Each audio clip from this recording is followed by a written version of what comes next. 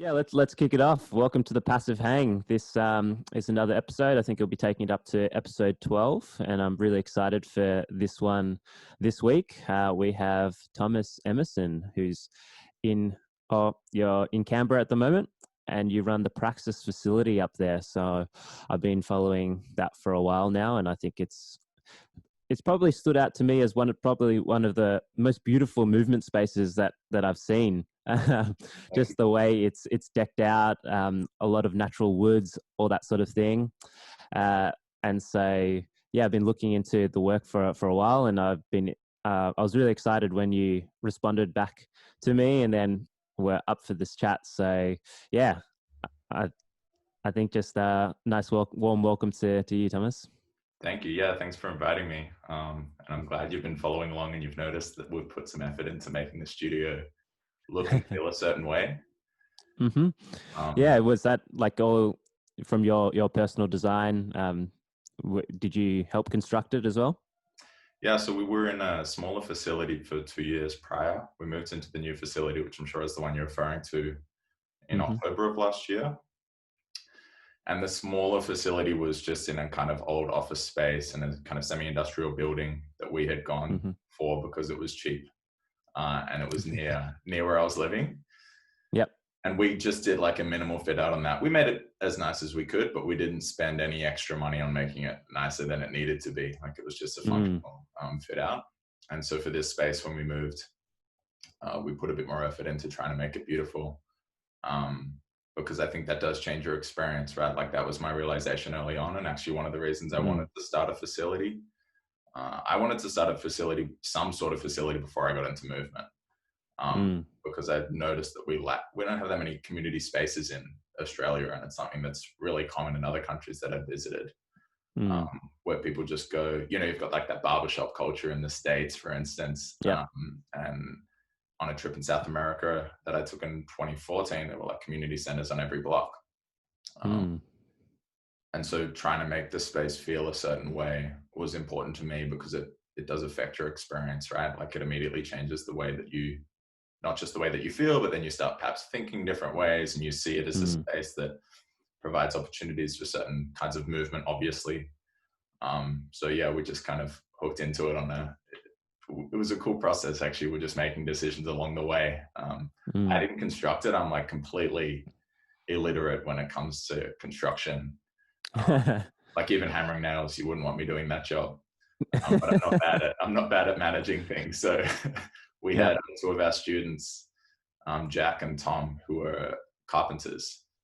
And so we had them help with the fit out, which was awesome because, you always get a better job from someone who's going to use the thing that's being constructed, and they knew exactly what we were going for. And yeah, lots of the decisions were made together between me and them, and then also the other tradespeople, which was actually kind of cool. They're the experts, right? What do I know? But yeah, that's really cool that, there were people that kind of share within your vision, like directly because of the involvement of the use of the space. They actually were involved in that construction as well. And I think that's a really important point that you brought up before about this, how the environment shapes how you experience as well. I think that's, you notice somewhat subconsciously and consciously when you walk into a space which elicits a certain feel. And I mean, I've never been there. I really look forward to the moment where I can step in, but even just visually, I can feel that everything's been done very purposely to elicit a certain sort of mood. Yeah, 100%. That's why people move cities, right? When they want a big change, like they change their environment because we know how much the environment is affecting us. And unfortunately, many of us don't have the opportunity to cultivate an environment that would affect us in the ways we might want to be affected. Right. So if you're in an office all the time and you've got those fluorescent lights shining down on you and perhaps not much natural light coming in, no access to outdoor spaces, it's a gradual effect, but it's a real one. That really changes who you are. And we know that because if you grow up in one culture and I grow up in another culture, then we meet, then that's had like the biggest effect on us as individuals, right? Is the environment, not just the physical, but the cultural environment, the social environment too. So taking some deliberate actions in cultivating one's environment, I think is really fundamental, and unfortunately missed a lot of the time when people start setting out on trying to change themselves, right? Because otherwise you're swimming upstream, you're constantly swimming upstream. Like you might change, and I'm sure you've had this experience when perhaps when you got into the movement stuff, like if the people around you who weren't into it, right, are like, what's this? You're all of a sudden a weirdo for being into something that doesn't fit in the norms of that social environment. And then that's like exhausting. You can manage it for a while on this like crusade of, movement practice, and that's why everyone starts preaching as soon as they get into something new, because they need new friends to surround themselves with to make it sustainable. And that step has to be taken at some point, right? Because otherwise you're just this lone wolf on a crusade forever. Yeah, you need that environment to change and to adapt to you just as you adapt to it, right? Yeah, again, really interesting there, because when you mentioned that about that lone wolf, it makes me think of the time when I was overseas for 2 years, and there was a big stint there where I was kind of like in the mountains of Japan. I wasn't alone, but I was working at this old hostel just in the middle of the mountains, and I was like, great, this is the time where I can really sit down, focus on trying to learn about this movement practice. I was also doing some music stuff as well, and then I can learn Japanese. The Japanese thing worked really well because I was just surrounded by other Japanese people, right? That was the environment. But the other things, that was actually quite a struggle. Like I was quite driven. I wanted to keep on moving forward, but then I compare it to now when I'm in Melbourne, and I'm surrounded by peers who also are into, say, like the movement practice. It's far and away like the better learning experience. I used to fantasize about having all this time for myself and working it out for myself, and that would be the ultimate way, but that's far from the truth. Yeah, there's a romantic idea of that lots of us have, particularly when we're young, right? Like that I'll go off into the mountains, like you did it literally, and perhaps some of us just do it, figuratively, but it's not always up to you exactly how to pan out. I had a similar experience in that trip that I mentioned, learning Spanish. It was like get immersed in it and you learn it. And I think it's important to get exposed to other cultures to see what's different about yours, right? And then start to reflect on, maybe there are elements of that new culture you're exposed to that you want to incorporate into your life and your friendships, your relationships, your practices. And maybe there are elements of yours that you want to, suppress perhaps or shift. But also maybe there are elements that you don't want to adopt. Like we need to always keep that. The goal is you generate some critical distance, so you have a bit of an overview of all of the options, right? And then you can go into each of those options one by one and see, like try them on and see which suits you, right? Like try on the different cultures, try on the different personalities perhaps of the people that you look up to. And then see, I like this part of that, what that person's doing, and I don't like this part, which is why we care about role models. Like all the adults always talking about role models, right? And that's because they're the people that we imitate. So we become them or some sort of mixture of them over time. Yeah, and I guess that exposure to lifestyles outside of directly the one that you're always used to then kind of give you more of this active choice into choosing your own journey or destiny, right? And I love how you mentioned how you noticed like the community spaces over in America, and that's like also what you wanted to bring back to Canberra. But I guess we're getting a bit ahead of ourselves as well, because I'd love to dig into all the reasons for starting Praksis and stuff, but maybe just starting from yourself as well, I guess. How did you get into all of this? Maybe if we keep it a bit movement specific, or if you want to open it up to a bit more general as well, like a bit of intro and background as to who you are and how you got started. Sure. Yeah, I'll interrupt me if it's not brief enough, right? I was always training in some way. Like I played lots of sports growing up, like so many of us do in Australia. And I started doing kind of strength training outside of the sports and trying to get fitter for sport and that sort of thing. And also to get in shape when I was kind of relatively young. Like I guess I was doing some sort of bodyweight strength training at around the age of 12, 13, and then took that into the gym probably at 14 or 15 and was just doing your conventional stuff, right? Like Mhm. what my friends, my brother had showed Mhm. me, like, this is what you do. Okay, this is what we do. And I was playing rugby. I played rugby and cricket growing up, and rugby was my kind of main sport. And of course, the idea there is to get as much muscle mass onto your body as possible. Um, and it works, like, especially when other people aren't doing it. Like if you got 5 or 6 guys in your team and you're 15 years Mm. old that are lifting and everyone else Mm. isn't, then like it does make a difference. So Mm. I was doing that.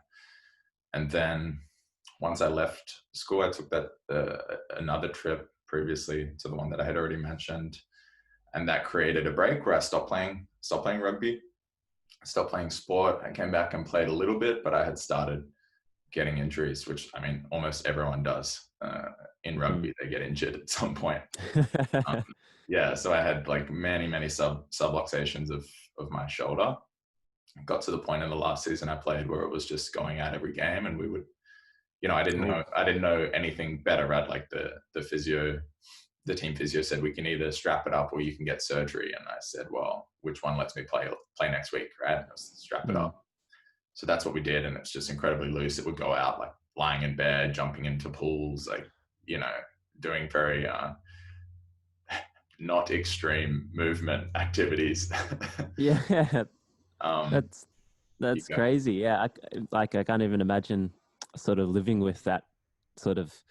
I mean, each time it like really hurts, right? Like each time I've had a just once on my right shoulder, and that was, yeah. I mean, that's been kind of semi haunting me ever since. But mhm. I can't even imagine if it was going out like every single week. Yeah, it sucks. It sucks. It never stayed out for longer than like maybe 5 or 10 seconds. Mm. But while it's out, you're panicking until it goes back Mm. in. And I had my first back injury when I was 16. That Mm. happened playing. It was the combination of bowling and cricket and playing rugby. Mm. I had a spondylolisthesis, which is where one of the vertebrae slips forward of the one below it, and there were 2 fractures associated with that. And that I've had there are many back problems in my family, and that became a chronic Mm. issue. Um, Mm. it ended up being an issue for 7 years after that. I didn't know that's what was happening at the time, right? Like I Mm. couldn't touch my ankles, let alone my toes at that time. Mm. And I've got a doctor's report saying that when I had that injury. And so I ended up in pain. Like I was in, that term gets thrown around a lot, but I was in chronic pain for many Mm. years. Again, like while you're in it, you don't realize, oh, this problem will go away, this will get resolved, but it Mm. didn't. And so yeah, so I ended up in chronic pain for many years, and I was most aware of it when I was sitting. So I studied philosophy after school. I went to uni, studied philosophy, and when you're studying philosophy, you're spending a lot of time sitting. There's no field Mm. work for philosophy. It's just all done from the chair. um, Mm. and my brother had similar issues, and he was also spending a lot of time studying and had come across a couple of amazing teachers. Ido Portal, Mhm. who everyone knows or knows of at least, in our community, in our kind of domain, and Simon Sakor, who's based in Australia, who's Australian and is also Mhm. an amazing teacher of mine, and they've remained my teachers since then. So I started learning from the two of them, and Mm. the things that I was learning were helpful, right? Like I had seen physiotherapists and surgeons, Mm. and surgery had been recommended and these sorts of things, but I didn't go down those routes. Well, I did for a long time, but they weren't working. Mm. I started exploring on my own and started to try to come up with my own hypotheses about what was going on and see if Mm. I could resolve these things myself with the help of the material and perspectives that I was learning from Ido and from Simon. Yeah, I guess this is quite interesting because like you seem to have experienced this level of pain from quite a young age. Mm, Like most of the time when I speak to people, um, it comes at some point, but normally that's like quite a later age. But I can only imagine like I mean, maybe because you got into physical training earlier as well, but then a series of maybe perhaps unfortunate events. Yeah, I can only imagine that after so many years of it, it's natural to just keep on asking yourselves these questions, right? Especially if you're going to like the proper thing of going to the physio, doing what they're saying, and it's still not getting better. Yeah, it's like I remember very clearly having this visceral realization that maybe it wouldn't get better. Mm. Like there was nothing about the cellular structure of my body that necessitated me being out of pain. Um, Mm. and that was confronting, right? Because I was like, I don't know, I would have been maybe 22 when that happened. Mm. That's pretty young to forecast an entire rest of your life. I'm hoping it's long in pain, right? So Mm. yeah, it was kind of miserable, but like I'm thankful that that happened because it set me off on this completely different path, which has been amazing, and it does give me some sense of empathy for people who are having that experience. Often, like you said, later in life. Um, Mm. yeah, I just would not have learned the things that I've learned without having gone through that to begin with. Yeah, so I guess what you were like sort of searching for answers, and then did you mention it was like your brother had found out about Ido and Simon, and through that you got introduced to their work, and at that time when you came across them, did it just make sense for you, or because maybe for some other people when they see it, it's kind of like, oh, like one arm handstands and all that sort of stuff. Like I could never do that. Like that doesn't seem to apply for me. What made it sort of click for you? I think both of the teachers I mentioned, Ido and Simon, are like they're thinkers as well as movers. Hmm. And like I said, I was studying philosophy, and so if anything, it was their ideas that I found most engaging. Like, of course, the movements, you look at them and they're impressive, and perhaps that was part of me that wanted to be able to do impressive things, right? Like, um, I'm not sure, but definitely the way that they were talking about moving was something, and physical training in general was something that I hadn't come across before. Mm. But there was still resistance. Like everyone's like that in the beginning. I was still doing my gym training, right? And I was like, oh, I want to, Mm. I want to keep doing this stuff. I've got my routine. Like I'm a very Yeah. structured person. So I had my and I'd been handing off that routine to friends, and they're like, hey, this really works for me, but it wasn't helping with my injuries. And then Mm. my brother was doing online coaching with my brother Ben was doing online coaching with Ido and his team, and then he said, I came back from that South America trip actually and had a bit of a time and a bit of a clean slate.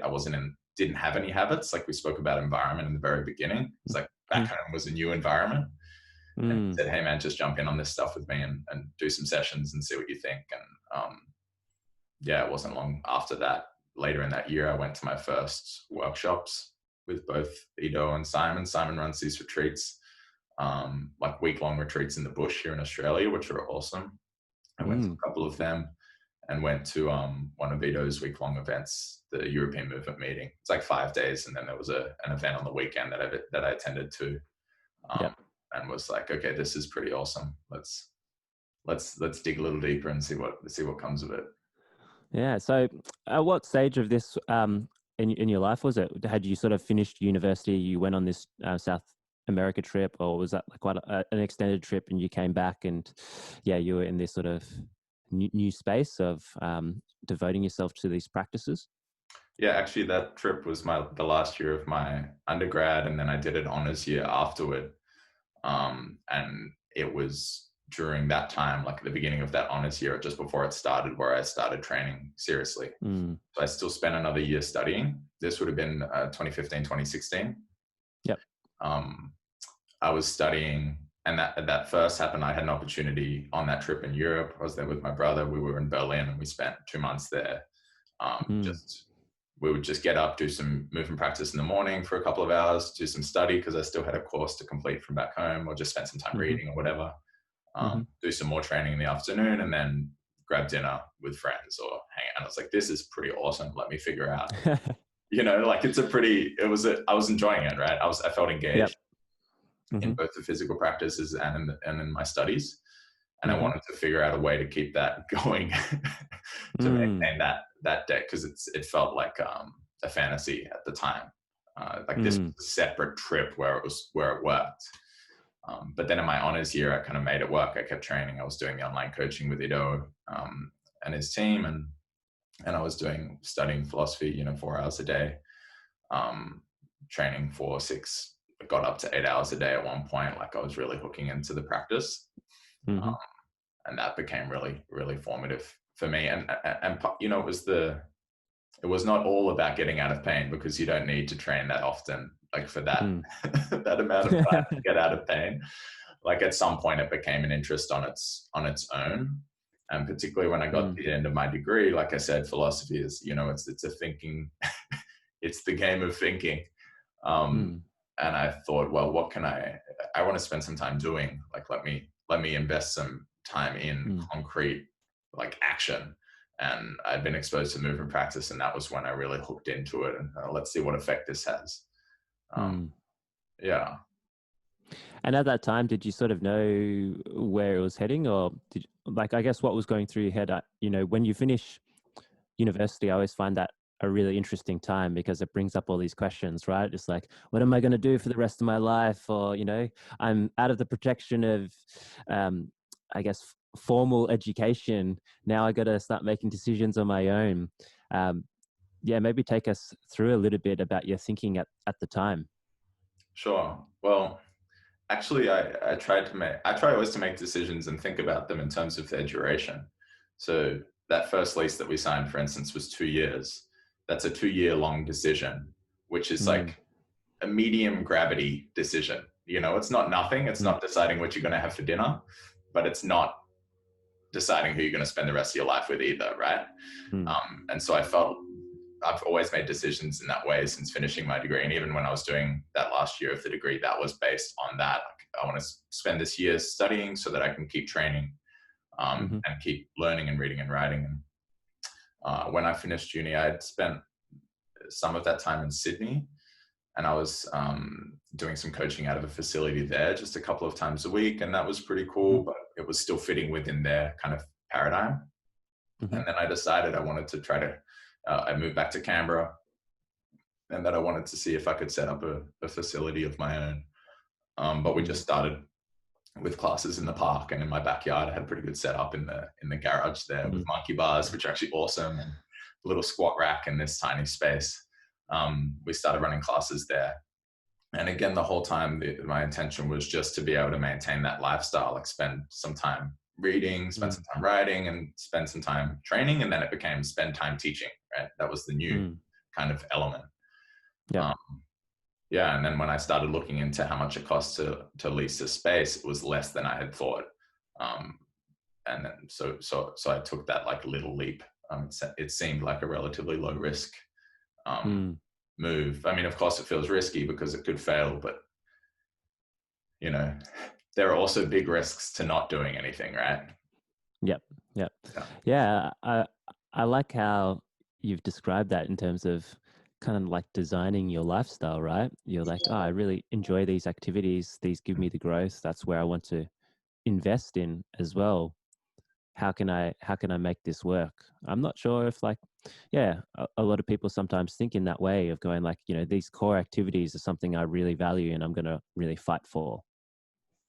Yeah. And partly it's a move of faith. You make the same move when you become friends with someone, or you enter a relationship with someone. You're going like, I'm going to invest time in this and just trust that that'll lead to good things. And if you know exactly what it is that the good things will be, then that takes the fun out of it, right? Like the whole thing's planned out for you. It's like a spoiler, So I was working more from a place of intuition that if I invested serious time into the practice, that would somehow bear fruit, whether it was just for me or whether if it was for people aside from me, like growing out from that center of the practice itself. Yeah. Was there a certain point in time when it became more than yourself? Like you had your personal practice, you're getting into this thing. When did you start developing the view that you're going, oh, okay, maybe I can actually teach this stuff. I can share this stuff with others. Yeah, I think, I had always been sharing it, not in perhaps a formal way, but I've always been that way. Like I like to explain things. I like to explain things, and that's what a teacher does. So, like even before when I had done other sorts of training, I was trying to share it with people who I thought might benefit from it. And the same thing happened with movement practice. Like I would try to share different stretches with friends and different ideas with friends, and they told their friends, and then we just kind of like open things up a little bit to see if there was interest. And there seemed to be. Like, that's the way I think about it. I was investing a lot of time in my own practice, and then I started opening channels to invest time in other people's practices and see if they would connect or not. Like, my intuition was that I couldn't be the only person in Canberra who wanted to do this stuff, right? And who wanted, back to that conversation about environment, who perhaps wanted to situate themselves in a different environment, in a different community, and think and talk about things in a different way. And so it was just, the logistical thing was figuring out, well, how do you reach those people and how do you make it easy for them to get in touch? And, you know, it turned out that I was right, that I wasn't the only one, and people started kind of trickling in, and they would, you know what it's like when you find a like-minded person, right? You like want them to meet all the other people who are kind of like you, that you've got to get along. And so people start bringing their friends, and Canberra's small enough that, like, you come to our facility and you'll probably see a friend of yours there, even if you didn't know they trained with us. That happens all the time. So yeah, it's like always been a tendency of mine, or a desire of mine, to teach in some way, or to share the things that I'm learning. And it just became more concrete as the top thing. Once I graduated from uni, it was like, well, all that time I was spending writing and studying, I can spend on teaching instead, and then spend on building a community and ultimately a facility. Yeah, I guess it's quite interesting, right? Because, you know, I don't know how many philosophy students would probably, you know, enter into doing a degree in philosophy and end up in a journey such as yourself, right? It seems almost a little bit at opposite ends of the spectrum. And maybe it's like teachers such as Simon in Ido that have connected the dots between the two, that have shown you a path where you can incorporate both, right? Where I remember when I was growing up, I always used to think about the physical and the intellectual realms as very separate, you know, sitting at opposite ends of the spectrum. But I think as I grow up and I get deeper into both of them, I can see how, you know, that was a real big misconception of mine, especially when I was younger. Yeah. And that was the realization for me, was you can have all the ideas in the world, but if you're not enacting them, like if you're not making them real through action, then they're just ideas, right? So even to talk to you now, I have to move my mouth, like the sounds come through my body, right? And we've constructed this world, like the microphone, and somehow we're connected, and I have no idea how that works. But it's all material, like, but our culture has this idea that it's in the cloud, you know, it's just out there somehow, and that our brains are separate from the mind is separate from the body. But if you're really paying attention in your physical practice, and of course, like a meditation practice, you start to see that the relationship is perhaps the other way around, like that the body experiences certain things, and then that produces thoughts, right? Like there are these feedback loops constantly operating between the body and the mind and your environment, which we've spoken about, and they're affecting your emotions. You know, these things are all really, they're all physical at the end of the day. It's a difficult concept to articulate, but because we are just so abstract, and I know that because that's the kind of person I am as well. By, you know, I'm inherently that kind of left brain, abstract thinking, conceptual kind of person. But you know, I was interested in, when I was studying, how do you change your mind on things?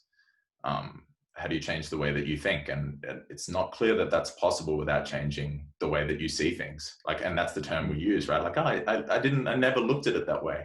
We always use some sort of physical metaphor, like that's a sensory experience. And when you start changing the way you think, like, here's a simple example. If you think of people as opportunities, strangers as opportunities for positive interactions, and when you see one, you don't have to think this is a possibility for a positive interaction.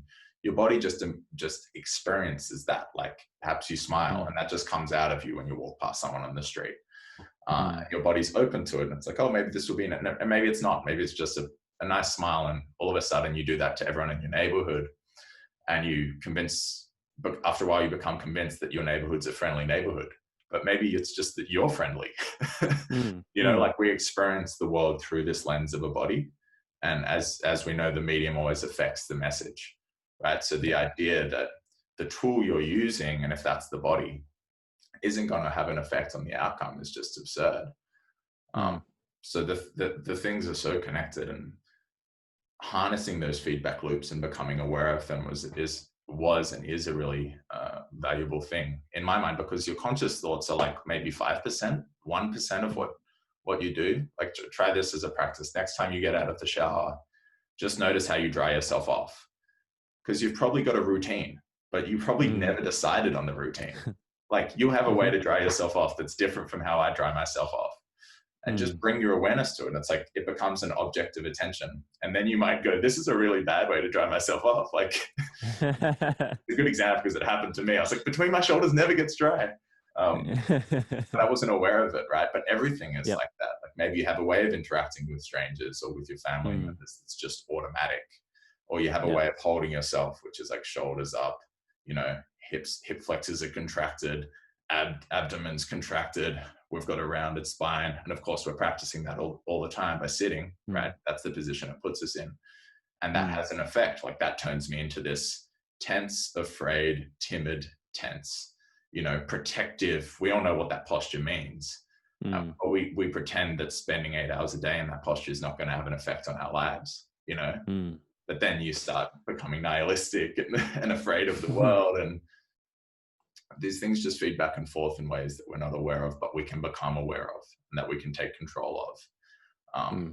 And for me, that's what the movement practice is actually about. Ultimately, it's about bringing awareness to those unconscious habits of movement, the emotional patterns, the thought patterns, shining the light of awareness onto those things, and perhaps changing them for the better, and seeing what it's a self practice, right? It's about transforming the self through a physical practice. Yep. Yeah, I think you touched on a lot of points which I resonate with quite strongly as well, and it brings me back to a favorite saying of mine as well, which is like, your focus dictates your reality. And I really think, like you mentioned it, how it's like you can transform your world by kind of exuding your own happiness out into your environment, and that lens then can transform everything. Like, we've all been there when you're kind of in a bad mood and everything just seems really shitty as well. And it's kind of like these feedback loops, right? But you also have the power to kind of enact your own feedback loop from within yourself. I do believe that. And I have experienced that as well. Yeah, it's one of my favorite sayings is, we don't see the world as it is, we see it as we are.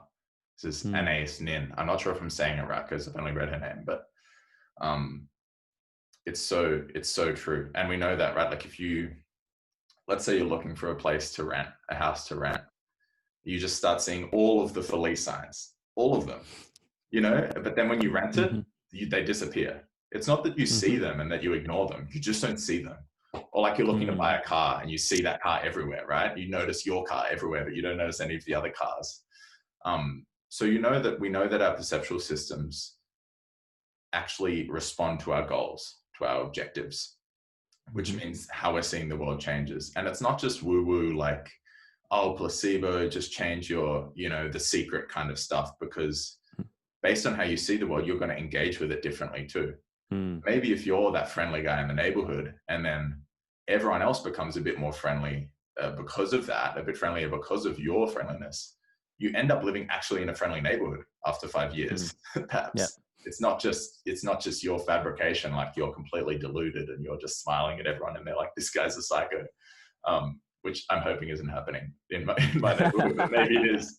Maybe we're not at that, I need to invest some more time into habits, but like, the way that we see the world doesn't just, it makes the world, not just in that perceptual sense, but also in that concrete sense, because you'll then act in the world differently, and that transforms the world. Like, we're unique in our ability to do that. I'm in a room here, someone built this.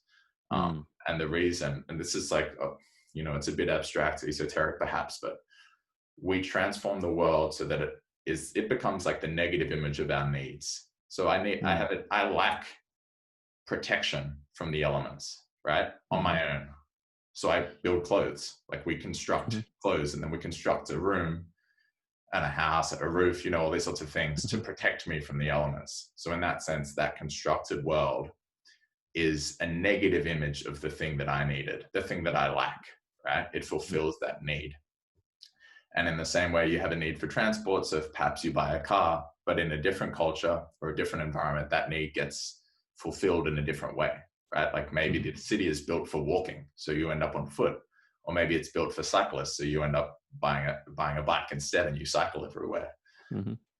And the point I'm making is that depending on your felt needs, depending on our felt needs, not just as individuals, but as a society, we change the world, we transform the world, and then it transforms us back, right? So the children get born, and then they become conditioned to feel the same needs, not because of some conspiracy of the system. It's just that that's the environment they're born into. So the negative images like feed back and forth again. And I think that's a really powerful thing to become aware of in ourselves, and to start again bringing attention to and building new habits, perhaps. Because I like to talk about a simple example of a unhealthy craving, right? Like maybe you eat more pastries than you should, and every time you walk past the pastry shop, you get that smell, and you don't think, that's a nice smell, I might get a pastry. Your body just goes, let's get a pastry. You know, when you just start walking toward the pastry store, you know, and then you create a story afterwards. It's not that the story justifies the action which happened in the body. Just like if I touch a hot fry pan, I don't go, that's a hot fry pan, I better remove my finger. My body just goes, whoa, hot fry pan. It just does the hot fry pan action, you know, and then I can reflect and look at it and go, oh, that was a hot fry pan. And again, it's this is what I realized with all the philosophers. They're just thinking all the time, but so often the thinking is just a justification for the emotions that were felt and for the actions that already were taken, and they happen in the body. So if you want to make a transformation, if you want to make a change, it's got to start here. And again, people who are talking about we need to change the system, you only start talking about that once you've changed yourself, right? Because if we just change the system and we're all the same, then we'll just tear the new system down and build back up what we already had because we're used to it, right? Again, we just externalize the needs that we're feeling, and the habits that we're feeling. And one way to think of it is no one ever decided to build a bad habit, right? But they somehow get built nonetheless. So if you're not deciding, then someone else is deciding for you, or perhaps a blind force is deciding for you, which is why advertising is such an important thing to become aware of. What sort of messages are you exposing yourself to? Because they're changing you, even if you don't realize it. You're practicing something all the time. We're constantly practicing. We're constantly building habits. The body is amazing at doing this. And not just human bodies, right? Like all bodies, they have this ability to adapt to the environment, build new habits, and just kind of automatically operate in that way. But it's definitely possible, and we all know that, to build habits that aren't serving us, and to build ways of to develop patterns of movement that aren't serving us, that lead to pain, that lead to discomfort in the body. And if you're in pain, then you interact differently with the people around you and with the world, and your thoughts change as well, right?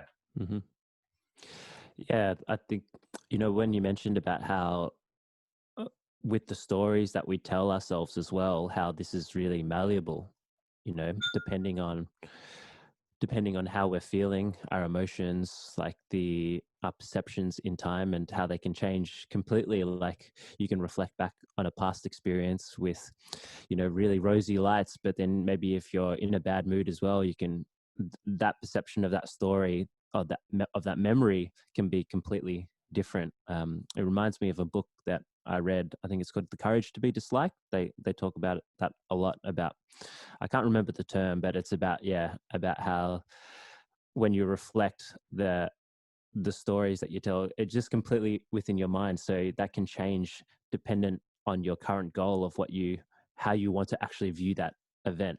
Right. And so, yeah, it's kind of like a mistruth that you can tell yourself. Yeah, but then it has a real effect. That's what's amazing. That's what's crazy, is that the story you tell about, and this is why we have to be careful about how we approach history, right? Like when someone's rewriting history, it's for a reason. It's to affect how you think now. And we are just our history. Like, to use the body as an example, your body is just a stored history of what's happened to you. right? And it's the stored history of your practices, conscious or otherwise. It's got the injuries of your past. They're still there. You can still feel them. The pain signal is still sent when you're a bit too careless with those old injuries. Like, hey, be careful. Remember what happened last time, right? Your history is stored in you, and so are your memories. Like, if you smell a dish your mother used to cook when you were a child, you just react. Like, you just start experiencing those memories of childhood. They just emerge on their own. The memories are stored in the body, right? And trauma is stored in the body. And of course, like, this is for some, it's a new concept in the mainstream, but where else would these things be stored? Like, okay, maybe they're stored in the brain, but the brain is stored in the body. So, the loops are there, the connections are there. And so it's an important thing to become aware of the story you're telling yourself. Like, to use the chronic pain example, if you're in pain, that's a threat. That's a signal of threat, right? So even if you have a headache, maybe you have a headache, then you'll interpret the world differently, and you'll interpret other people's actions differently, which is why you get in arguments when you've had a bad day, right? You're anxious, the belly's tight, the shoulders, the scaps are elevated, you've got this upper tract tension, and you just feel terrible. And then your partner says something which was supposed to be kind, because they're experiencing the world through their lens, and then you get in a fight because you interpret it as an attack, right? But you're just both seeing the argument through you've got your like two lenses here, and the argument's in the middle, and it's just being interpreted back and forth. So yeah, we can really change ultimately everything, but it's not, it's not as simple as that. And just changing in the mind, like, I'll make this decision to be different. That doesn't work. You have to work at it. That's why the term practice has become popular, right? Everyone's talking about a movement practice. It's not just training. And your practices, whether they're movement practices or otherwise, they're what make you what you are, right? Every time you decide, I'm going to do this practice, you're like putting a little token in the box of this person, right? I'm going to do a strength session. I'm putting a little token in the box of Tom is a strong person. I'm going to do some breath work. I'm putting a token in the box of I'm someone who's aware of my breath. You're like voting for the person that you're going to become. I think that's a James Clear quote. He wrote this book, Atomic Habits, which is great if you're bad at habit development. I highly recommend that book. Every action you take is a vote for the person you want to become. It's something like that. And it's just true. And the sad thing is that that's happening no matter what, whether you're deciding to take those actions or they're just being taken, Well, guys, it sounds like, you've spent a lot of time thinking about this stuff in a very deep way. I think too when much. people Probably too much. Making sense. Yeah, no, it really is. And I guess, is this something that really developed alongside your movement practice, or you see as one and the same as when you started engaging with this, or this is coming more from the way you naturally think and your philosophy practice? Before the movement practice, I had much more faith in the mind as operating separately and not being infected with these other influences. So I suppose a much more, in the West today, a much more kind of conventional conception of mind and body. But what my teachers were saying is just do the reps, just do the practice and pay attention while you're doing it. And this is like a little triad we have on our wall at the studio. Trust the process, pay attention, do the work. And the key is paying attention. You just do the repetitions, you do the repetitions, you do the repetitions, and you pay attention to yourself while you're doing it and to the changes that are happening. And you realize after time, 12 months of daily spinal waves makes you a different person, right? Like it gives you a different spine, and that gives you a different conception of what it is to be embodied, what it is to have a spine. You start viewing yourself as, and this is something my teacher Simon Tucker talks about all the time, is the more I practice the spinal wave, the more I start not just feeling that I'm this wavy creature, like I'm like a fish, or I'm like all the other all the other animals that have that central axis as the organizing principle of their body, all those creatures, which is like almost all of the creatures, you start feeling that you're more like them, and that changes your conception of what it is to be a human. That it's no longer like, oh, I'm this mind, and if only I could upload my consciousness to the cloud, I wouldn't have to worry about, all the problems that come with being in a body, including death, right? And pain and suffering and everything. All our limitations are, they stem from the fact that we're embodied. But you start experiencing, no, I'm actually an animal that's like awoken in the middle of this, just woke up in the middle of this evolutionary tale and started asking like, oh, what's the odds? I think it's evolution, like came up with theories and started paying attention and telling these stories and so on. And so you can see when you tell someone this final wave is really going to change how you feel about your body. If they're an intellectual type, they'll just say, okay, and they won't do the practice. And they'll just assume that the transformation already happened because they received a new idea. Yep. But the transformation happens with the practice, not with the idea. The idea is just there to explain the practice or to provide an entry point to the practice. And that just took practice. That just took time to realize, that the chronic pain was like something I was practicing in a way. Every time I would feel those parts of my body that were in pain, I would be sending the story of that part's in pain, that part's in pain. And yeah, there were tissue issues, like structural issues, but most of it was coming from that story that was being told to the body. You're in pain. Yeah. And so many chronic pain issues can be resolved by telling you stories, right? You go into a practice and you go, actually, and it sounds so woo-woo. It's kind of like hard to talk about because people will hear it and just go like, oh, come on, man, this is, you've got the long hair, you're just lacking the robes, and it gets dismissed. And because practice is hard, and we have so much access to information that you can just look it up, just look up the thing, you get the idea, and then you go, that's my hit. Like I get my little dopamine hit because I learned something new. But actually no change happened. Nothing happened. There's just the seed. I don't want to dismiss thinking because it's like everything that we've got came from it. Everything that we've got that we call human came from thoughts. But it wasn't just thoughts. It was something that people did with their bodies.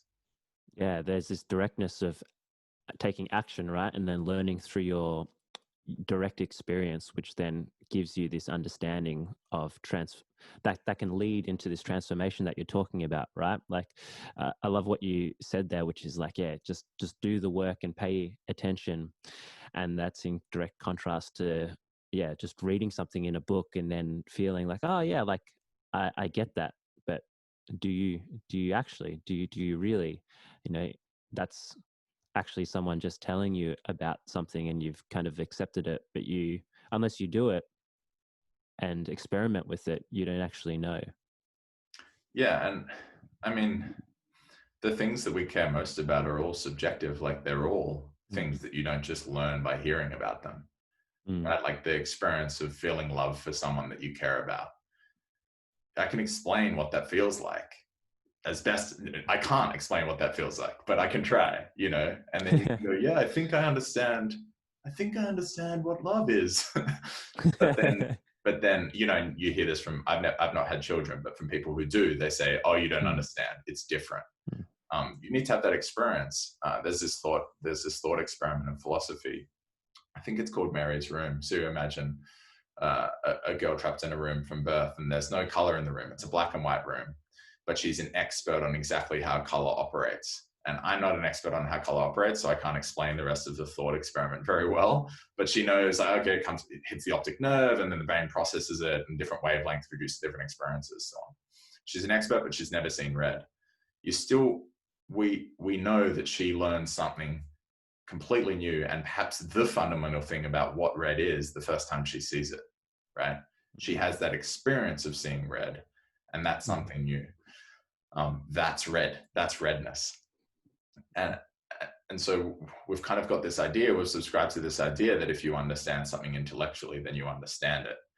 But actually, if we really reflect and pay attention to what our experiences are like, it's not until you have an experience of the thing, a direct experience of the thing, that you have any sort of understanding of it. That subjective element, which we stripped away to do science, right? Like science is objective. That's what we're looking for, the objective truth. But all the things we care about are subjective. All the things we care about are experienced here, So that perspective that says, I want to see what a fist looks like, but I don't want to have a perspective on it.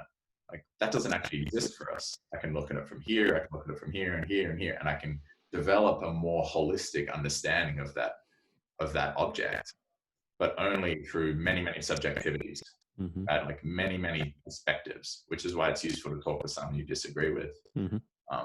They'll give you a new perspective on the thing, which gets you closer to the truth. But there's no just like objective truth that you can just get to without that. So I'm pretty sure I've not answered or responded to what you said at all. But I've said some things. What was your comment? I don't even know if you asked me a question. I'm sorry. I forget it as well, but I think what you were saying, was all part of things that as well, like make sense to me as well. And then like this it kind of seems like this absurdity for this search for scientific or objective truth, right? It's like at some level as well, that truth is just a consensus of subjective truths, en masse. We've all just agreed that guy, and like, yeah, that's correct. But also we all know that like science changes all the time. So like it means that it's not correct. It was correct only at some certain point because we all agreed on it. Yeah, and I think scientists are actually appropriately humble. Like a scientist will tell you that's how it works. But the common conception of science is that it's absolute. Like even the theory of evolution is called the theory of evolution. It's not called the fact of evolution. I believe it's true, but it could be false. Like imagine how much our perspective of the world would change if we turned out some really compelling evidence proved that was just an incorrect theory. And that's happened many times before. Bringing this back to like, I guess the work that you do at Praksis, like, I mean, how do you describe it? I mean, you say that like, okay, you use this movement practice and it's a medium for discovering the self. I guess, when people come to Praksis or hear about Praksis, what do you say about what you do at Praksis? What do you learn at Praksis? Yeah, the simple message is that it's about improving our experience of being in a body and perhaps enhancing that experience. And just bringing attention to it and setting that intention for yourself is often a completely transformative step to take that people haven't taken. But most people have taken some sort of step in that direction, like they've done some sort of training. So we all acknowledge that the things that we do have an effect on the people that we become, right? And we know that through whatever training. I want to get fitter. Okay, just go start running. And then I get better at running. Like we all know that practice works, so the training works. And the way I think about it with what we're doing at Praksis is we have a set of classes which are about increasing your potential. So a strength class, a mobility class, those two in particular, really, they're about addressing deficits, like maybe the lack of strength in your upper body is preventing you from doing the things that you like to do, and maybe a lack of mobility is having the same effect on your experience of embodiment.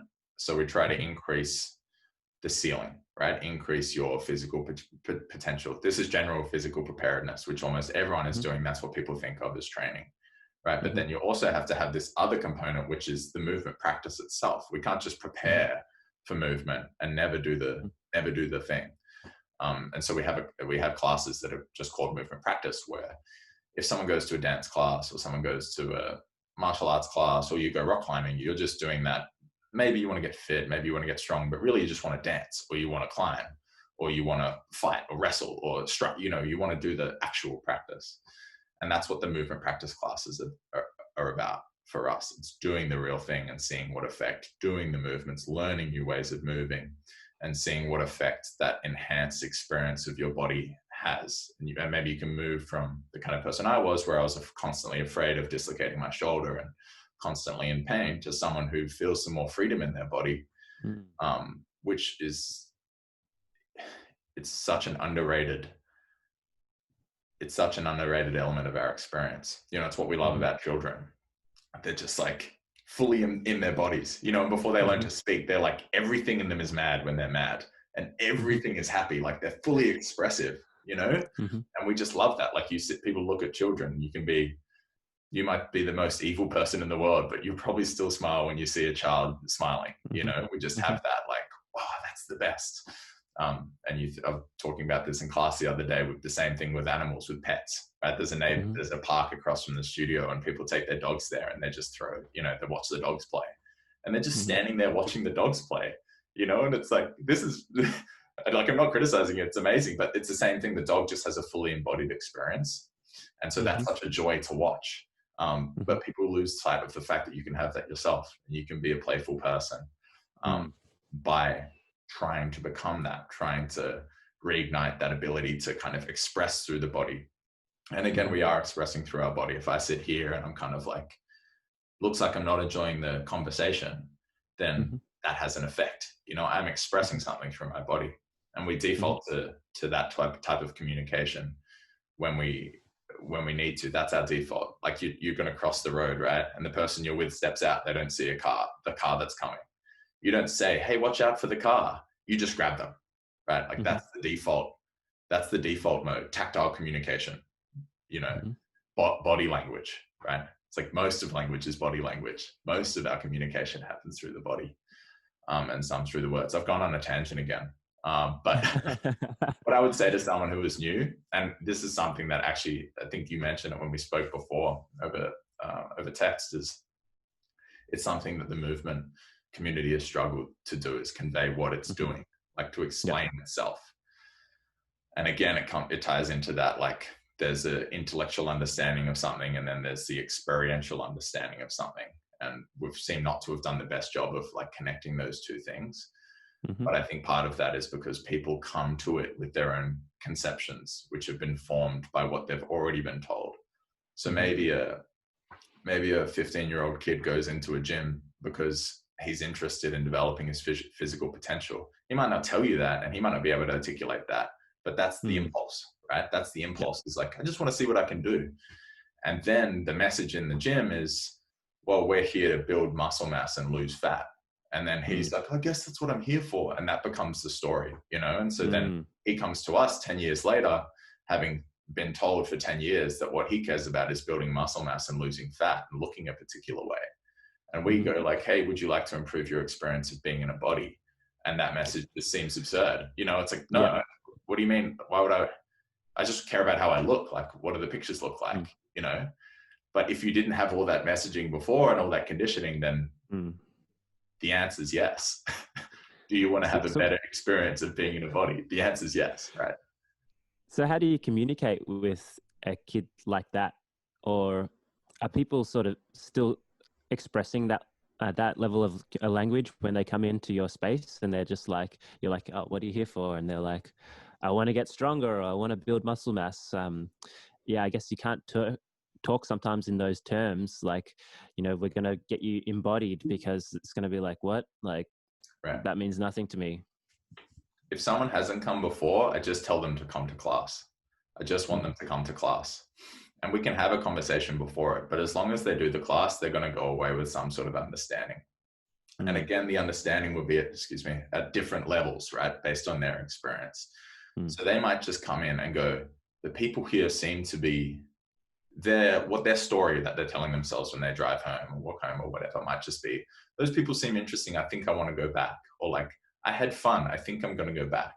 I don't actually, in the beginning, I wanted people to understand like my perspective, and it's like a intellectual arrogance, actually. Like, again, you're prioritizing the intellectual understanding of the practice when you go, I've got to convince this person that movement practice is going to transform them, you know, change their lives. And I've got to give them the movement perspective. But actually, you've just got to do the practice with them and get them to come back. And if they have a little bit of a spark, like, oh, these people can move in ways I'd like to move, that's enough for them to come back. And so I used to be dismissive about like, hey, I want to lose weight, or I want to get strong, or like when those terms were used that are so common in the fitness world that I didn't want to be hearing, I used to be dismissive. But actually, they're a bridge, like that you can you can extend the hand and say, yeah, okay, what we do is going to get you incredibly strong if you stick with it. Just do strength classes for the next month. You know, if that's their interest. We get it all the time with handstands. I want to learn how to do a handstand. And I just say, okay, great. Can you do 3 handstand classes a week? No, okay. Can you do 2? Yes. Let's do these 2 handstand classes a week. They come for a month and then they go, I realize I'm not strong enough, or I'm not mobile enough to do the handstand the way I want to. And then maybe they do some of those classes. And then they see, in the movement practice classes, you guys are throwing yourself around on your hands all the time. You're inverting all the time. Maybe I want to use the handstand a little bit. And then they start coming to a movement practice class. But I'm not prescriptive about it. I want to do it based on what they come to asking for. And again, if you think about the handstand as an example, why on earth would you want to learn how to do a handstand?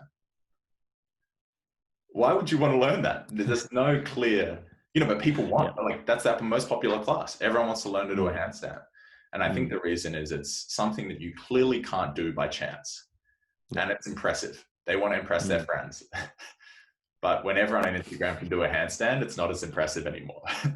And actually, I think it's, again, that impulse that's there in the 15-year-old who steps into the gym for the first time that says, I want to learn to do something I can't do. I want to learn something new. I want to develop a physical skill. And that's the reason I love the handstand, actually, is not because of, it's just because it's a skill that you can't learn by chance. You have to go through a process, and you have to trust the process, and you have to follow the steps, and everything comes together and culminates in this very simple, kind of beautiful movement. And it opens more doors, of course, to different forms of physical expression. But I just want to give people the experience of positive change in whatever direction that's gonna take. Of course, you have to delimit. You have to put limits around what you'll provide. Like fat loss is not something. If someone comes in for fat loss, I'll be honest and say that's not something we're focusing on. It might happen. It might happen if you love the practice. And actually, I think normally people who are overweight just haven't found something that they like doing, something physical that they like doing. But if you just go with the customer's always right, then your center, your values don't exist, right? They're just shifting in the direction of whoever comes in every time. And then you've built for yourself a facility, people with, people you don't want to be around, perhaps. Right? Like that's where it's important to be like, no, these are the values. This is what we do here to some degree. But I do think in the movement culture, it's gone to the extremes where it's like an elitist, well, if you just want to get flexible, we don't do that. We do mobility. It's like, dude, do you want to help people, or is it about you and your image? That's the question we have to ask ourselves all the time. And I don't know either. Like if you're going to be skeptical about things, you got to be skeptical about yourself as well, right? Yeah, I think that's a really interesting thing about the boundaries, right? Because boundaries can create trust because people know where you stand on one side of the fence or the other side of the fence, and then also you can start cultivating that like tribesmanship with people that align with your values as well. But then also, if you step too far over into one corner, you start going into almost like lone wolf territory as well, right? It's just like my circle is so small, and it's only these people or even myself, and then it becomes just less about this interdependence and spreading it to other people, and rather just this almost self-centeredness, which I guess is in opposition to what I'm hearing that you're trying to share here with at Praksis, right? It really is there for the benefit of the community. That's what I hope. Again, I said skeptical about myself, but that's what I believe. That's what I hope. And that process is one of separating your values from your personality, right? Because your values would be expressed in your personality to some degree. But for instance, I'm someone who orients less toward fun. Like the practice that I'm doing, when we're in a class, we're like focusing on what's happening and we're doing the work, and perhaps we're not laughing, we're not joking around, we're like taking it seriously. But that's just part of my personality. Like someone else who's more extroverted and more bubbly and wants to chit chat and like engage in the material in that way can also benefit from the material. But if I go with, no, this is the way we do it because this is the way I do it, then if I'm purporting to want to help people, now I'm not helping some people because they're not similar enough to me. Like, how ridiculous is that, you know? And that's why we have other teachers, which is amazing. We have 2 other fantastic teachers at Praxis. One is called Tom Langley, and which was, you know, it's a running joke that we have 2 Toms and no one ever knows. We actually have many Toms in that facility. Like, we have like 6 Toms and they're there all the time, which is weird. And we've just had Soishi move recently to Canberra to teach for us as well. And they have different personalities. Like, Tom knows much more about what's going on in people's lives outside of the practice. And that's the conversation that they're having after class. Whereas for me, it's a conversation about the practice, you know, and then Soishi will often orient more towards joyful practices. Like, let's enjoy being in a body. And of course I do that as well, but there's a set of values that are at the center of that unite the 3 of us, that we share and that we're operating from. Without confining the group to the idiosyncrasies of our specific personalities, you know, to the extent that's possible. And I think it's really lovely that you have like these other characters that present different sides as well that is, again, of benefit. Like, if I was to rock up and then maybe take one of your classes, but then also as someone else's, like Soichi's, then I know that that's going to be different and also beneficial for myself. The ego wants everyone to like it. You know, the ego in me wants everyone to like my classes. But what if sometimes someone will come and maybe the way that they want to engage with the material is actually something I don't want in my classes. And they'd be better suited to someone else's class. So I should take that personally. It's just like a filter. If you be yourself, this happens, right? Like, if you just try to figure out what you're like and be that way, then people will come into your life and leave or stay based on whether or not they should. Right? But if you try to pander to every person and there's no core to you, then you don't even know and they don't know. And then you're all, you know, bullshitting each other all the time. And it's just a mess. Anyway, I interrupted you. Sorry. With your classes, so you mentioned like you've got like strength, mobility, and movement practice. This is maybe like the 3 concepts that you teach, or the 3 different types of classes that one can take there. And handstand class as well. People will probably be familiar with, you know, a strength or a mobility or handstand class. How would you describe, like, what's the content that you cover in a movement class? Good question. The answer is come to class and try. It changes with the seasons. It changes based on the teacher's interests as well. So the teachers, different teachers will teach those classes differently. We don't have a prescriptive, what would you say, pedagogy in terms of the movement practice classes, but we might go into a quality that we want to work on for a period. So for instance, in my movement practice classes right now, we're spending a lot of time trying to develop elasticity in the body, exploring the capacity for every part of the body to have this elastic quality to it, right? Like a rubber band that can stretch and release. And again, we see that in children and in the other animals, that they have this like springy nature to them, to their bodies. So that's something that we've been working on, and we'll go through, and we're using lots of tools that I learned again from Simon, my teacher, where we go through different parts of the body and try to develop elasticity in the arm, and then develop elasticity in the rib cage. Can you elastically stretch and release through the rib cage and generate? Because elasticity is like a prerequisite for power, right? Elasticity is when you put more force through it, it becomes power. And then the abdomen, can we become elastic in the abdomen? And of course the pelvis, where most of us are lacking elasticity in the hips, which is why so many people would end up with lower back injuries, because the lower back's trying to do everything because the hips aren't doing anything. Elasticity in the knees and the ankles and the feet. And then we might combine that into some more whole body coordination pattern that we're using to travel down the room, where we're expressing that quality of elasticity. So that's an example. And then, you know, we might be trying to be graceful instead. Can we move with the minimum of effort and the minimum of muscular tension without letting the whole structure collapse? And some of the floor work can be, you know, moving around on the floor. Some of the rolling material can be a fantastic way to access that quality. So that's the way I try to think about it, is we're developing different qualities in different parts of the body, whether it's the ability to relax, whether it's the ability to strength, is the ability to hold tension, right? To generate tension. Whether it's springiness in the body, whether it's sensitivity to touch, increasing the sensory maps of the body, enhancing those maps.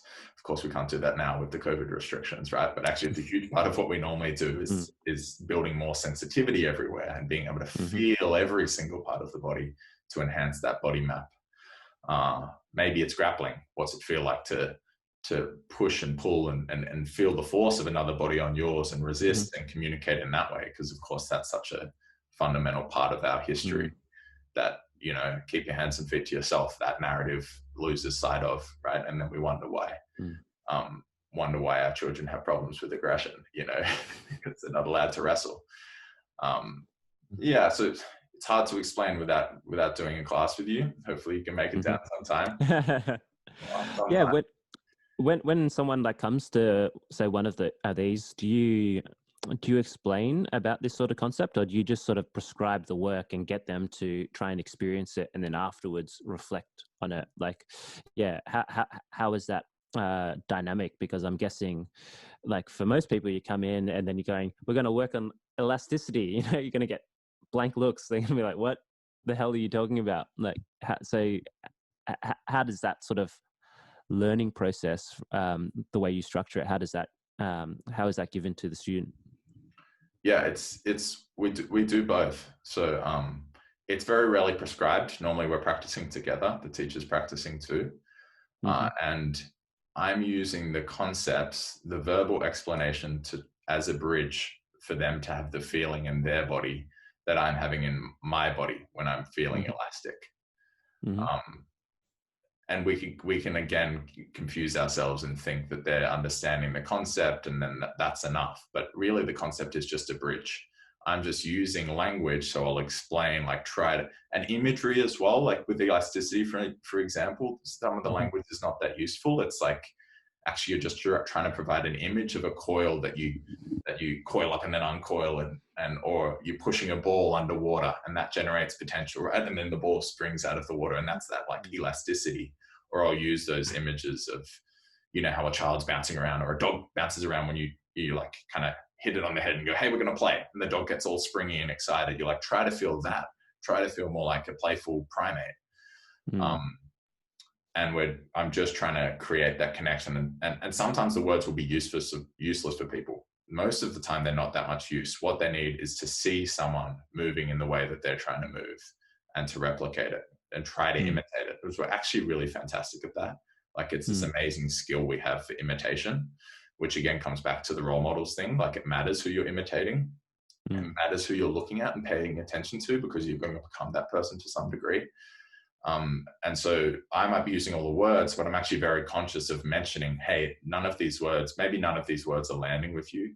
Just try to copy me or see someone else in the room who you're like, I think they're getting it. Try to copy them. Try to feel what's happening in their body.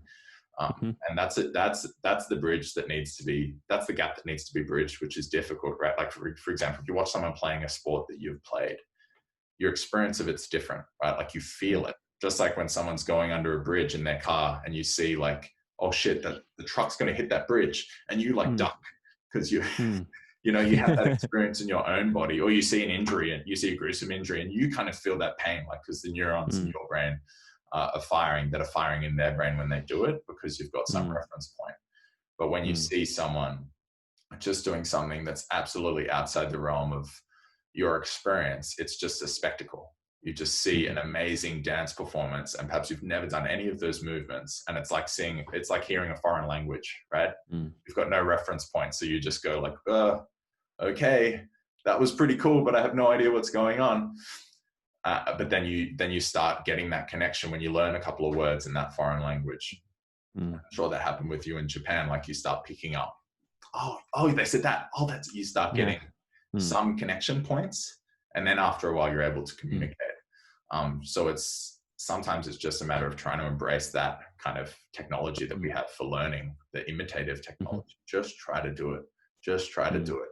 Watch me, feel yourself. Watch me, feel your own body. Awareness on me, awareness on yourself, awareness on someone else in the group.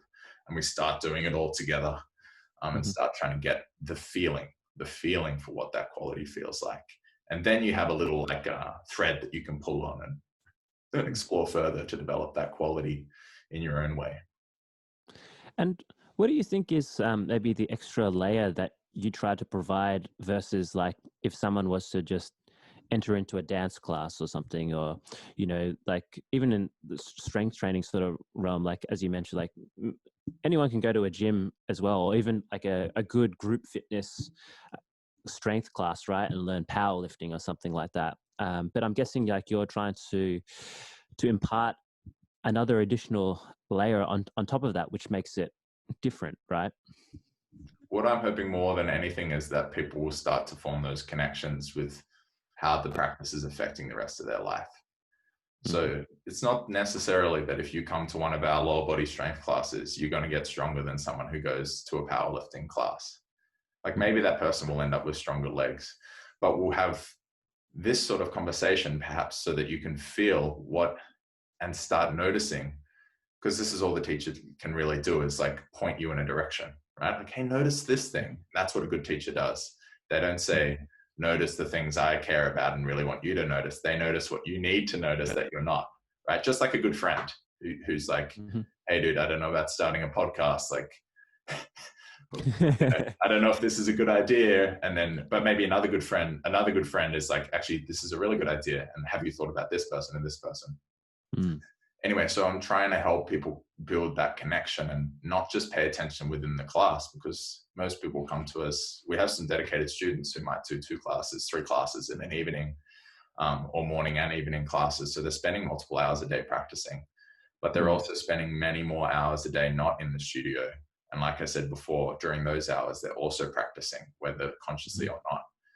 Different ways of being, different ways of moving, different ways of thinking, different patterns of tension, and so on. So that's the extra layer, I would say. Like, hey, try to observe how you becoming stronger in the upper body strength class. And this is the case particularly for women, because they're not encouraged as much to build strength when they're younger. They start getting stronger and you see like, this person is not just stronger within class. Like, this is a stronger person. You know what I mean? And then often for dudes, it's like, you need to figure out how to release tension and let go. And sometimes not be that guy, you know, not be this guy. Like sometimes you need to be this guy. And you see that, and of course, like I'm making generalizations, but that's what I really like to see when someone says, I realized through learning new movements that I can learn anything new. I realized that I came and I couldn't do a handstand, and it was like, I saw it and I was like, that's completely outside the realm of possibility. That's a spectacle. And then I learned how to do it. And then so that person maybe takes that perspective into the rest of their life.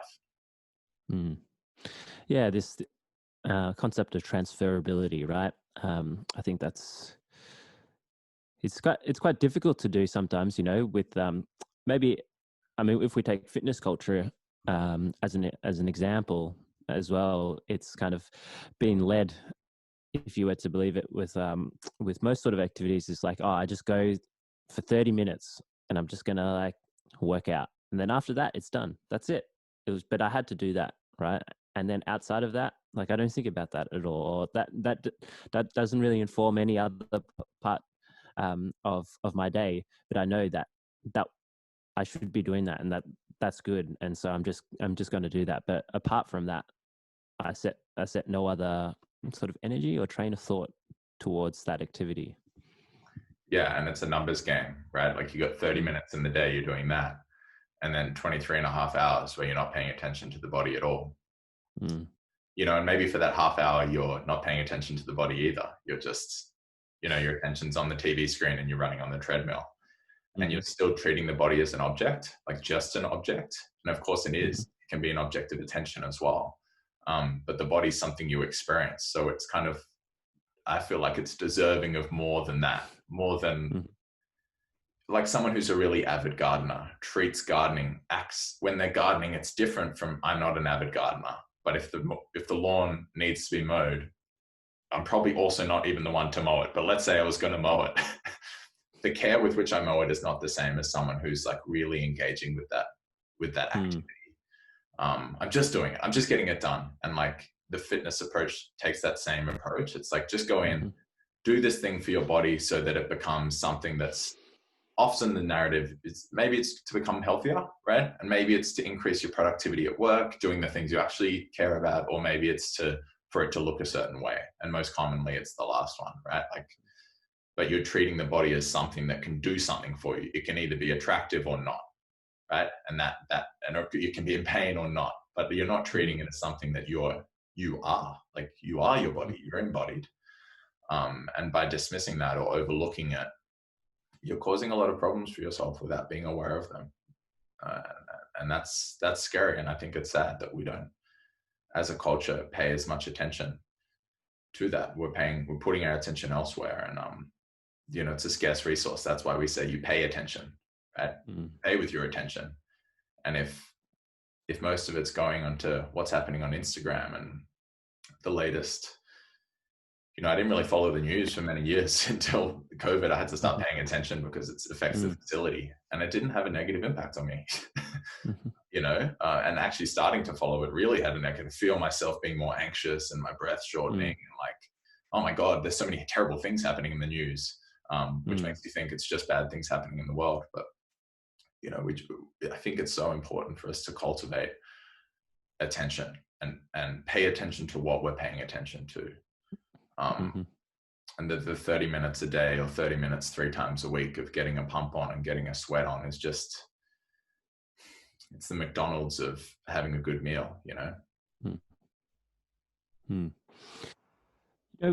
With your work that you're doing here, like, maybe can you comment on, I guess, spreading this concept of, providing embodiment and widening perspective and spreading movement practice to a broader audience? What do you think is like some of the biggest challenges that face us in terms of like explaining that or getting other people involved into something that, is inherently so valuable for us?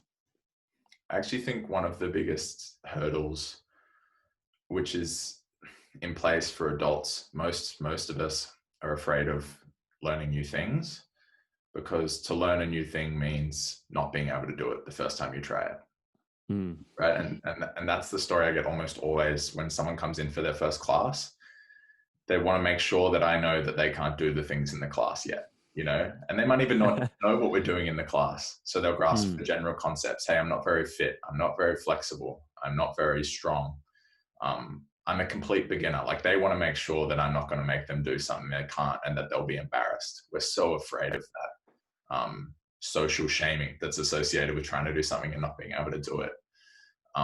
That's the biggest hurdle. And that's why people go to regular gyms, and, a gym where it's the whole business model is just, we have equipment and you kind of rent the equipment office for $10 a week, for access to the equipment office for $10 a week.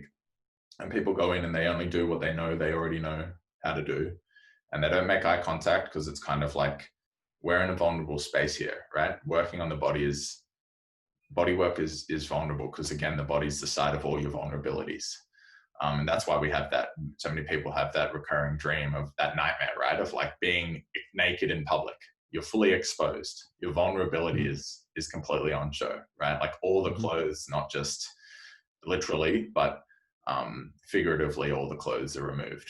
The truth is there and it's exposed, and people are laughing. So it's not what you were hoping they would think of you, and so I'm just trying to like reassure people when they come in and say, hey, it's fine. We're all here trying to do things we can't do yet. So no matter where you're at, we're all having that experience of being vulnerable, and actually embracing the vulnerability. And when you can do that, and everyone's like, they're supporting you, saying, hey, we all started where you started, or some other place, it doesn't even matter, but we all started not being able to do the things that we can now. And we're all trying to do things that we can't yet do.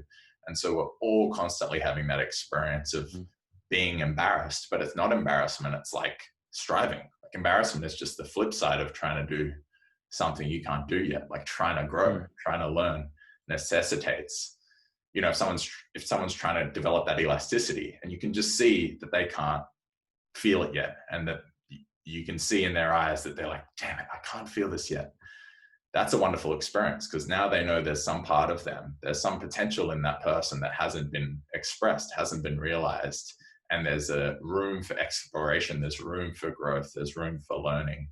And if you can just embrace that and harness that and direct it if you can orient more towards, let's realize your potential, let's find those areas and realize them and explore them, and away from, I don't want to be embarrassed in front of a bunch of strangers, then I think that's where the transformation can happen. Mm-hmm.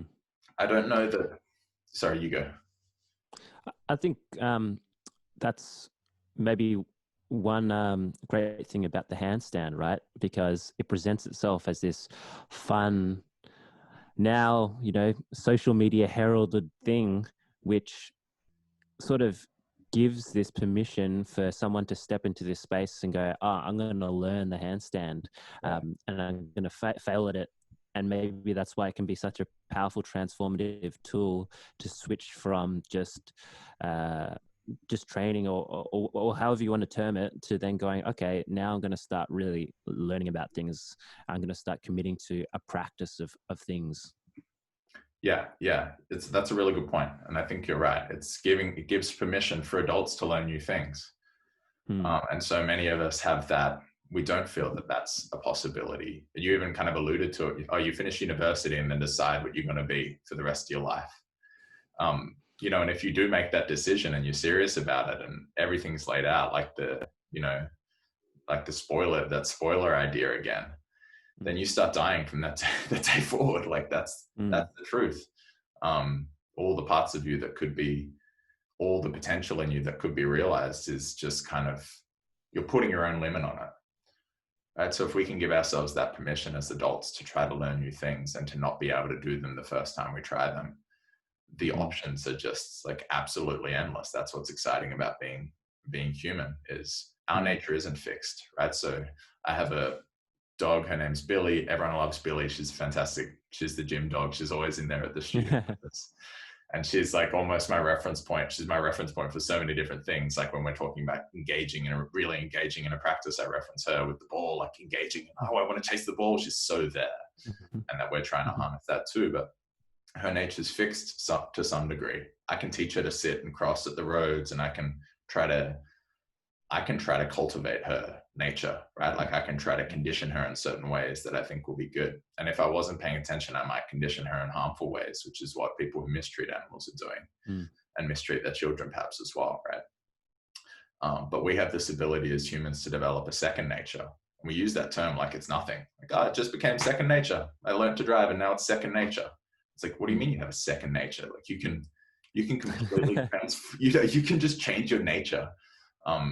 That's amazing. To me, that's amazing and so exciting, because it's like, there are a few things that I can't change about myself, but there are so many more that I could, right? And that we can change about the world around us, and change about our relationships, and again, change about the way we see things and the way we think about things and the way we experience things. So it's just like opening that door. You have that experience once, like maybe you learned an instrument, and then you go, okay, I've learned an instrument. What else can I learn? Like it's just getting that experience once as an adult of doing something new, that can really open doors and make life a bit more exciting,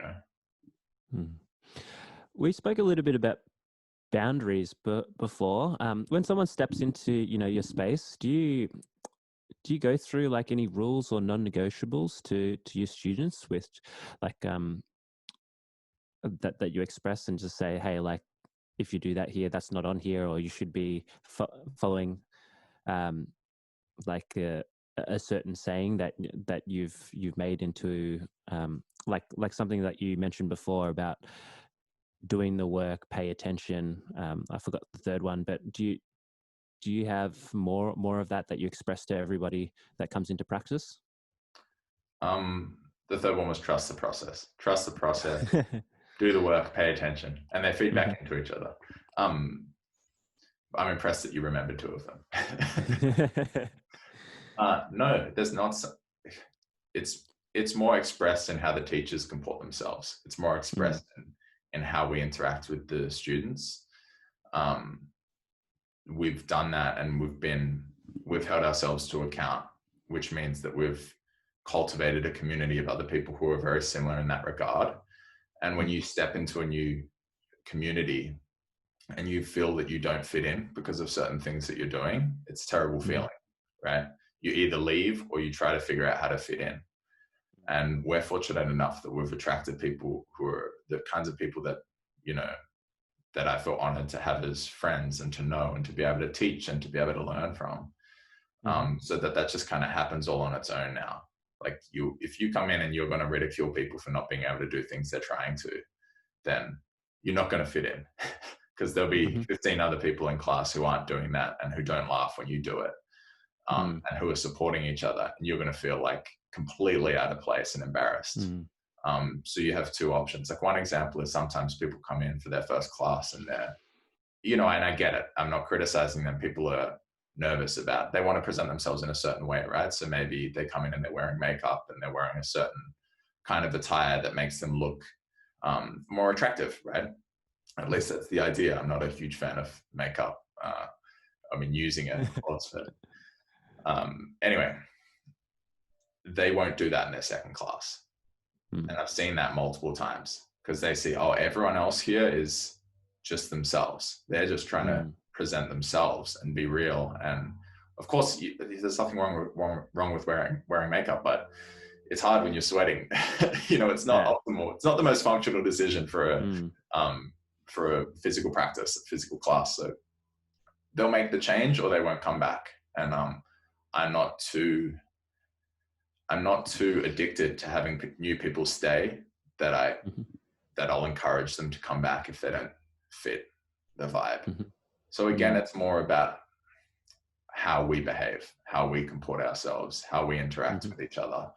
And that environment's been created over the last 2.5, 3 years, which is so fantastic because I just get to be myself and everyone else gets to be themselves. And it's like the space just completely allows for that, not just the physical space, of course, the social space too. Yeah, I think this is taking it back almost full circle to what we were chatting about at the very start, right? About the role of environment, you know, not only the physical space, but the social environment, like the culture. And I think if everyone is aligned, you know, and you have that same value set, then it just, you don't even have to explain it, right? Like someone can walk into the space and just get it. It's like, okay, these are like the set of behaviors which we should act in this way in this space. Yeah, and people see in you, if there's something in you as, say, the teacher or you being the group, the community that's in there, if there's something in that person wants to have in their own lives and they want access to, they'll see it straight away and they'll start going toward it. You don't need to convince them. It's the same. That's why I've got nothing against vegans, and I was on a vegan diet for several years. But people hate that community because they're so aggressive about their beliefs, right? Like if you want to convince someone to become a vegan and they eat a steak with every meal, then trying to convince them to become a vegan is the worst way to go about it, right? And it's the same thing with culture. Like, okay, here's what we do here. We leave the ego at the door, and like, it's the ego that's telling you that, you know, it's the ego and me going, we've got no ego in here. It's like such an ego, you know, it's such an ego-full thing to say. To be, you know, it's like calling yourself humble, right? You can't do it without contradicting yourself at the same time. And so it's more about leading through doing. That's the top value that I really strive to adhere to, and our other teachers do as well. I'm just mindful of the time. Really enjoyed this chat. So maybe like a final sort of question here is, where do you see Praksis developing? Where do you want to take it? Yeah, that's a good question. I was going to say I'll try to keep it short, but that's not worked so far. So don't make promises you can't keep, right? Well, so far it's been focused on the physical stuff. And again, that's a easier access point, I think, particularly in Australia, like I mentioned earlier, because people are so used to that concept that you should train. You should do some sort of physical practice, activity, whatever. You should be engaging with that. And so that's been the access point, but there are many other layers, potential layers for transformation. So Tom, who I mentioned earlier, one of our other teachers, he'll be introducing a nutritional coaching program shortly. And that's not about what you eat, but how you eat, in the same way that what we're doing in terms of movement practice is not so much about the what, but about the how and the why. And so it's going to be coming from that same perspective, what he's sharing. Soishi is doing more work with seniors. That's her passion, working with the elderly. And they're the people that need this perspective and need this material more than anyone else, and who are getting it the least. But they see the benefits almost immediately because they get it. Like, I want to improve my experience of being in a body when I'm, 85 and in pain and not able to do any of the things I used to be able to do. So that's an area that we're looking to pay more attention to. It's a group of people we want to spend more time with, and that's happening, which is really fantastic. We've got longevity classes 3 times a week now, which are targeted towards seniors and anyone who's interested in operating from that perspective, who's feeling the effects of aging. And then talking more about these sorts of ideas is that's what I'd like to bring to the project. Finding a way to make that part of the curriculum. I'm not sure whether that's possible or what that would look like exactly. It's there in the classes. These sorts of conversations are happening, but I'd like to make that something that's more there. So the whole thing becomes, and holistic has become such a nauseating word, but it's really what we're aiming for, is something that a space that is there for you to cultivate yourself, for self-transformation. If you want to become a better version of yourself in as many domains as possible, that's what we'd like to provide. And the difficulty is that we can only provide it in a few domains at a time because we're limited, right? And we're, I might be good at a couple of things, but I'm not good at everything else. So we're just trying to provide some access points to that concept, and then the direction that people take it for themselves is up to them. And ultimately, that's what I'd love to see, is a bit more input from the students, and that's happening too, where they're sharing their skills and they're sharing the domains in which they've been transformed through their own practices, and that starts getting fed back into the community. So it becomes a real community, not just, we don't just label ourselves a community, which happens a lot. Like, I want it to be the community of people that you turn to when you have an issue, you need help. That's what we're striving for. So we'll see what happens in the next few years. Yeah, well, very nicely expressed. And, I'm really looking forward to re-listening back to our chat. I think we covered so many topics in the last hour or so. I guess for anyone who would be interested in connecting with you, asking a few questions, maybe they would love to continue the conversation with something that they picked up from our conversation as well. What's the best way to get in touch? So the website is praksis.com.au, Praksis. And then we're at Praxis Canberra on Facebook and Instagram. So hit us up either through the website. There's a contact link and you can see what we're doing. Follow us on the social media sites, and maybe hit us up through Instagram if you want to get in touch. That's how you and I made contact. And this was really awesome. Thanks so much for your time. Like, I appreciate you carving out the time and having a nice in-depth conversation. It's been awesome. Yeah, definitely. I really enjoyed it. And, I would love to continue the conversation another time, either recorded or non-recorded. There was a lot of things that I think I'd love to discover more depth in there and just discuss it out. That sounds good. Let's stay in touch. Yeah, definitely. Well, I'll end it here. Thanks guys for listening once again. And thank you, Thomas, for being on this episode.